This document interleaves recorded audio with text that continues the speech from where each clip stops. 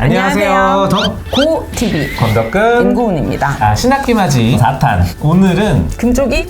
우리의 금쪽이들. 우리 집에 금쪽이가 있어요. 막 이런 거. 근데 사실 진짜 내가 생각지도 못했던 행동을 아이들이 사춘기에 접어들면서 하는 경우들이 있잖아요. 그리고 초등학교 입학하고 막 이러면서 집에서 또는 유치원 때 보이지 않았던 행동들을 보여서 어떻게 얘가 이런 모습이 우리 아이는 이런 애 아니에요 라고 하는 경우들이 있어요. 가령 우리 아이는 이런 애 아니에요. 근데 알고 봤더니 그런 행동을 하고 있으니까 엄마도 적지 않게 놀라고 당황하고. 중학교 가서 진짜로 이제 우리가 흔히 얘기하는 비행 청소년, 막 담배를 피고 술을 마시고 가출을 하고 이런 아이들도 심심치 않게 얘기가 들려오고 많아요. 그러니까 많습니다. 그리고 훔치고 자전거 같은 거 요즘에 되게 많이 훔쳐간대요. 자전거를 타고 다니는 애들이 훔쳐가서 그거를 자기가 타는 게 아니라 그걸 중고나라에 판대. 그래가지고 중고나라에 팔아서 돈을 받아서 그걸 현질을 하는 거야. 그래서 이제 몇몇 중학교 그 학교 가정통신문 공문에 이제 그런 거 자전거 주의해달라고 그래서 이제 돌고 그랬대요. 그래서 그런 거를 보면 내 아이는 당연히 안 그럴 거야, 그럴 일이 없을 거야 라고 생각을 하지만 이거를 이제 우리가 정확하게 원인? 왜 그렇게 됐는지 아니면 뭐 어떻게 대처, 그런 아이를 우리가 만났을 때 우리 아이가 그렇게 됐을 때 부모로서 어떻게 대처를 해야 할까요? 일단은 이제 품행장애 그런 게 질병으로 있는 게 이제 품행장애. 이제 사춘기까지는 이제 만 10살에서 18살까지는 품행장애라고 하고 이제 그 이후 성인은 이제 반사회성 인격 이제 이런 식으로 가는데 그런 걸 떠나서 이제 유난히 좀 이렇게 사고를 많이 치는 애들이 있어요. 그거는 진짜 학교에서 그냥 말썽 부리고 시비 붙고 싸우는 거랑 다른 거잖아. 그거가 이제 정도의 문제이기는 한데 그래서 잘생기는 성향을 보면 기본적으로 기질적으로 충동성이 엄청 높은 애가 있어요. ADHD 아닌데 외부 환경에 너무 자극을 많이 받아. 그럼 이제 그런 애들은 이런 데 오면 너무 다 만져봐야 되고 주변 사람의 말, 표정 다 이런 거 흥분해서 다 만져봐야 되고 이런 것들이 기본적으로 이제 충동성이 높은 사람들. 좋게 얘기하면 또 관심이 많은 아이. 그렇죠. 그게 이제 호긴 창의력과 충동성은 진짜 한 끗 종이 한 장 차이니까. 근데 그게 이제 룰에서 벗어나느냐 아니냐 정도의 차이인데 그리고 실질적으로는 우리가 그래도 이제 이런 유튜브를 보시는 부모님들은 아이 교육이나 양육에 관심이 많은 부모님이지만 생각보다 사각지대가 많아요. 그래서 굉장히 방임되는 환경들 그리고 가정 폭력이 이제 굉장히 생각보다 법원 사례나 이런 것들을 보면은 굉장히 많거든요. 그래서 폭력의 대물림이 또 있어요. 그리고 이제 그런 것들이 워낙 환경 자체가 부모님도 폭력적이고 그 다음에 너무 방치돼서 엄마 아빠가 기본적인 돌봄도 못하는 아이들도 생각보다 많거든요. 초등학교 때 엄마 아빠가 집에 없어서 혼자 밥 먹고 나오고 이런 애들도 많단 말이죠. 그래서 이제 그런 가정 환경 그리고 이제 우리 흔히 하는 거 친구 잘못 만나서 그래 친구 잘못 만나서가 우리 애는 착한데 친구만 잘못 만나서 이게 사실 아예 아닌 건 아니죠. 왜냐면은 기본적으로 애정 욕구가 되게 높은 아이들이 집에서 엄마 아빠나 이제 온전한 내 가족이 내 편을 들어주면서 자기 상이 이제 잘 서 있으면 상관이 없는데 집에서 부모님들한테 사랑을 자기 기준에서 부모는 줬다고 하지만 잘 못 받은 아이들이 친구들한테 굉장히 의존을 하는데 보통은 대인관계라고 하는 게 누군가가 되게 의존을 하면 다른 사람들은 또 되게 하대하게 마련이거든요. 그러면서 되게 좀 지시적이고 이제 좀 폭력적이고 이런 애들한테 휩쓸리는 것. 그리고 이제 질병이 있는 애들은 기본적으로 충동성이 높고요. 그 다음에 우울이 높아도 꼭 참다가 폭발하면서 하는 애들. 그 다음에 뭐 이런 것들 진짜 뭔가 사고 같은 거 당하고 감정이 되게 불안정할 때 공격성이 또 올라오기도 하고 그런 원인이 있죠. 결국은 어떻게 보면 또 아이가 본인이 스스로 알아야 돼요. 해도 되는 행동과 하면 안 되는 행동을 구분을 짓고 물론 그 구분을 질 수 있는 판단력이 있어야 되는데 그 판단력이 안 되는 아이들이 있을 수 있어요. 그것도 아까 말한 경계성 지능인 애들. 그래서 요새 학교에 이제 돌봄 교실 있는 학교들, 특수학급 있는 애들은 보통은 일반 수업 때 중학교, 고등학교도 마찬가지죠. 이제 섞였다가 또 따로 모였다가 이렇게 되는데 생각보다 그 아이들이 폭력성이 굉장히 높거든요. 이게 사회적인 룰을 적어도 IQ 90 이상이면은 아는데 못 지키는 거고, 근데 이제 90이 안 되는 애들은 정말 사리 분별하는 능력이 안 되는 거기 때문에 그 판단력이 안 되는 아이들이죠. 자, 그래서 이제 문제는 부모예요. 부모 입장에서는 내 아이는 그럴 것 같지 않았는데 이제 그런 일을 저질렀어. 다른 반 친구 학부모한테 이제 연락이 온다거나 아니면 선생님한테 연락이 온다거나 아니면 어떻게 하다가 얘가 그런 일이 있었어요 라고 알게 됐어 라고 하면 이제 나는 쥐잡지 잡는 부모도 있을 테고 맞아요. 내가 슬퍼서 너무 우울에 빠지는 부모도 있을 테고 우리가 현실적으로 어떻게 그런 아이들을 바르게 끌고 가줘야 될까요? 너는 죄를 지었으니 벌은 받아야 돼. 뭐 이래야 될까? 그때 그것도 이제 나이에 따라 다르죠. 그래서 기본적으로 10살, 만 10살 미만, 만 10살 미만은 4학년 전에 애들은 그걸 훔치거나 거짓말을 하거나 뭐 이런 것들을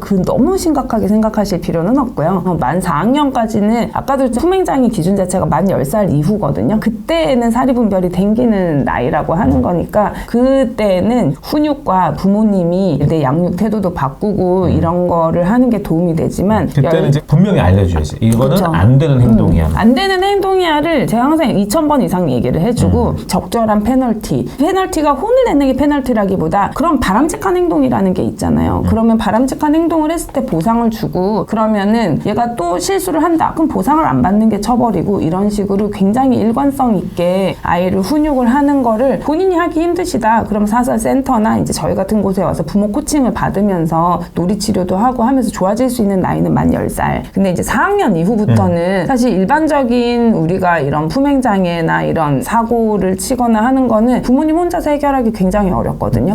그 사실 부모가 몰래 하니까 또 모르는 경우도 그리고 많고. 부모한테 굉장히 공격 보이는 경우도 있어서 실제로 애들이 남자애들이 6학년 되면 등치가 커지고 엄마보다 커지는 애들이 있거든요. 그럼 애들이 사춘기 때 키 커질 때 굉장히 공격성이 높아져요. 이게 호르몬의 영향도 있고요. 자기가 이제 뭐가 된 것 같거든. 그러면 부모 정도가 해도 이제 별로 겁을 먹지 않아요. 그렇기 때문에 실제로 아이들이 폭력적일 때 부모들이 되게 무기력해지는 경우가 있는데 아이들은 그게 이제 먹혔다? 부모가 겁에 질렸다? 이렇게 되면은 이게 먹히는구나 해서 계속 쓰게 되거든요. 문제 해결 방식으로. 그래서 적어도 초 4, 5학년 이후는 꼭 도움을 받으셔야 돼요. 그래서 그냥 단순히 말썽쟁이냐 아니면은 품행장애 이런 정말 우리가 금쪽이라고 그냥 농담 삼아 얘기할 부분들은 아니죠. 이것도 진단 기준이 있어요. 그래서 반복적으로 이런 공격성, 폭력, 다른 사람에 대한 폭력, 괴롭힘이 있어야 되고요. 물건을 파괴한다든지 생각보다 문짝 듣는 애들이 많다. 진문짝도 참 잘 듣고요. 뜯는 거 되게 펑 하는 거 같지. 퍽도 있는데 이 경첩이 약해가지고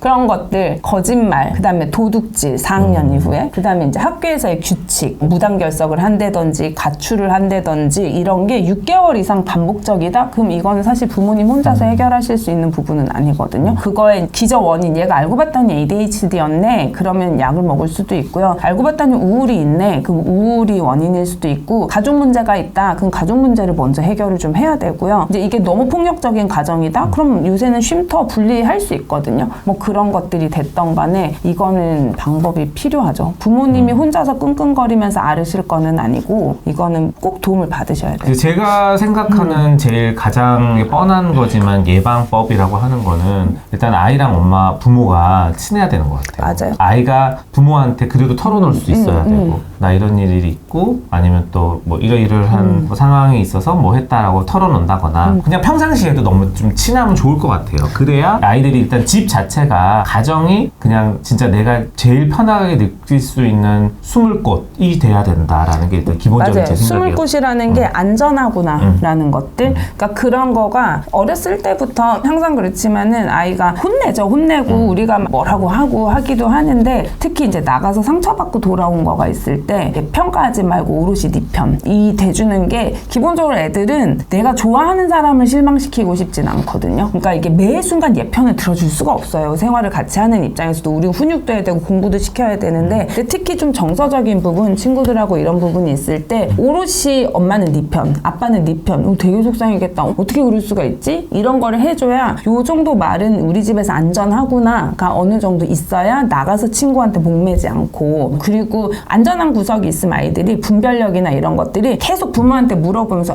야 그거는 조금 아닌 것 같아. 그거는 네 입장도 이해가 된다. 이러면서 계속 사회적인 어떤 기준의 참조가 생기는 거거든요. 그래서 부모님이 아이하고 얘가 막 난리치고 숙제 안 하고 울고불고한데 막 너 그럴 수 있지 막 감정일기 이런 거 하시는 거 아니고요. 그런 건 아니고 내가 좋고 쟤도 괜찮을 때 서로 좋을 때 좋은 경험이 많으면 대화를 많이 하고 네, 그러니까 서로 좋을 순간이 생각보다 많진 않아요. 사춘기가 오면서 그래서 서로 서로 좋을 때 잘해주면 아이들은 큰 틀에서 벗어나지는 않는다. 그러면 이제 이런 우리가 흔히 얘기하는 품행 장애를 보이는 아이들한테 부모로서 양육할 때 이제 어떤 행동을 하면 좋을까요? 제일 중요한 건 일관성이죠.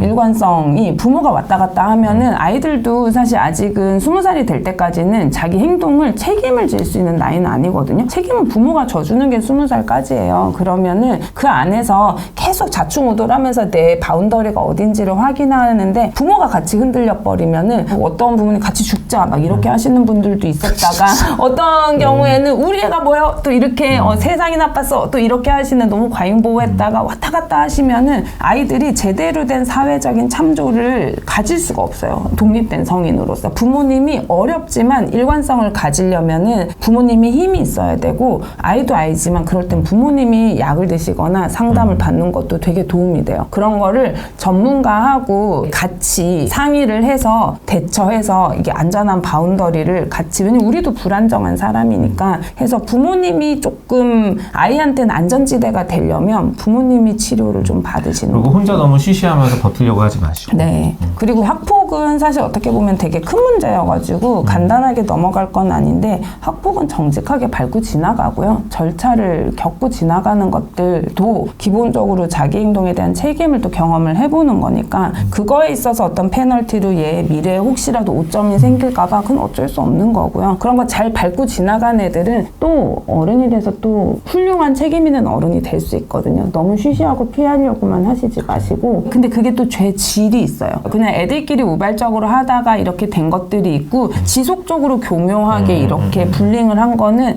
상대방한테는 씻을 수 없는 상처를 줄 수 있거든요. 그러니까 그거를 단편적으로 그런 일이 생길까봐 미연에 방지한다 이런 것도 사실은 아니고요. 아이들이 좀 더 성숙하게 크려면 이제 사회가 좀 성숙해져야 되는데 그거는 따라서 다른 다음에 또 우리가 이제 학폭을 어떻게 진행이 되는지 한번 얘기해볼까요? 그렇죠. 법적인 문제들도 있고 사안에 따라서 대처하는 것들이 또 다양하게 있고 이게 또 쌍방과실이 많단 말이에요. 한 사람만 이게 또 아니에요. 그 사실 피해자였는데 또 상대가 교묘하게 해가지고 또 가해자처럼 몰리는 경우도 있고 주의해야 될 부분들도 있고 그래서 현실적으로 어떤 식으로 해결을 해나가는지에 대해서는 다음에 이건 진짜 다음에 그래요. 알겠습니다. 오늘 저희가 이제 약간 품행 장애에 대해서 말씀을 좀 드렸고 결론은 화목한 가정을 이룹시다. 화목한 가정을 꿈꾸죠. 이제 잘 안 되는데 부모도 자기가 실수한 거에 있어서 내가 폭력적인 부모였어. 근데 실수한 거에 있어서는 사과할 줄 알아야 되고요. 그런 거 오히려 돌쟁이 애들 머리 꽁해서 엄마가 미안해 엄마가 미안해 그런 건 안 하셔도 돼요.